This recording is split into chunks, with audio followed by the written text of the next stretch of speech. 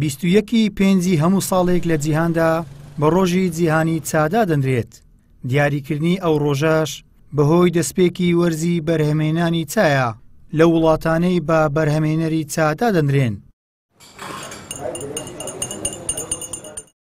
مامبارام نزیکەی 50 ساڵە چایەچێ و یەکێکە لە کۆنترین چایەچەکانی شاری هەولێر. بەدەم خواردنەوەی چاوە پێی وتین ئەگەرچی چا خواردنەوەیەکی گەرما، بەڵام هاوڵاتیان لە هاوینانیش چا زۆر دەخۆنەوە و وەکو ئەو دەڵێ تینوێتی ناهێڵێت. پێ ساڵی داملایە لەکن ئەو دیعینەکەی دو ساسە لێوکانەوە دوعچسا و کەس گوزار لەگەر سندوقی پێشوێ ڕقەمیەک لای نەبچە ئێستا بڕۆ هەر توکارڕین یا 50 بۆ تۆتایدا ئەنواعی تێگەکردیە ئەو چیان بادیناوە ئەوە زاکە بوو تا بەدەستی بوو دەفرست. ئێستا بڕۆ چاخانە هەیە کاپتەیە سای دەفرست بە 5,000 ئەی دەفرست بە 1000 دانی ئەی دەفرست بە 2000 هەکەسە بەڵامی خۆی دەفرست.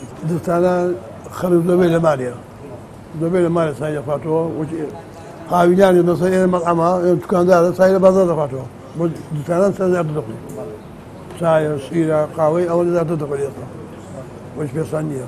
ئەمە چادایمە خۆشەکە زەرە لە سای ناکەی هەر دەمی خۆی لا عەزەکە ڕۆژی دەسای خۆ تازەی خۆ بەس زەرە لە ماساوی دەکەی بەس حەیاتە هیچ مشکلت لەگەڵ سای نییە.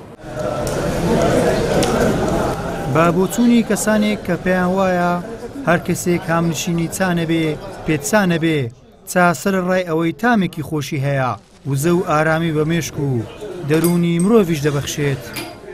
ڕۆژانە ئەوە دەبی ڕۆژانە یعنی هیچ لەکە هیچ زانیە ئەو ڕۆژەکەی بەو وەزعی ڕابێرین و وەڵی بە چایەخانەوە دەپادەشی خۆم لە بەردەوام چای ئامادێ و لە سەماوەەر هەیە و چای بە دشنەمە خۆشە چای دشنەمە چای خۆشناوەنە و چای دیوەخانیانیشە.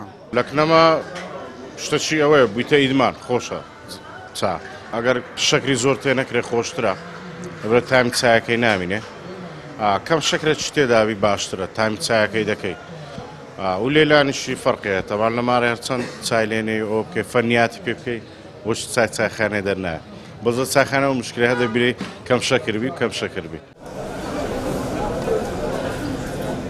خواردنەوەی چا بەر لە ناخواردن دوای ناخواردن لە هەر کاتێکی ڕۆژ و شەودا کەلتورێکی بربڵاوە لە جیهاندا و بە یەکێک لە دێرینترین خواردنەوەکان هەژمار دەکرێت. لە نێو کوردیشدا چا مێژوێکی کۆنی هەیە.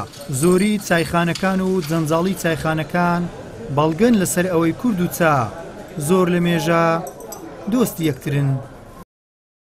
گەیلان سابیر، کەناڵی پەیام، هەولێر.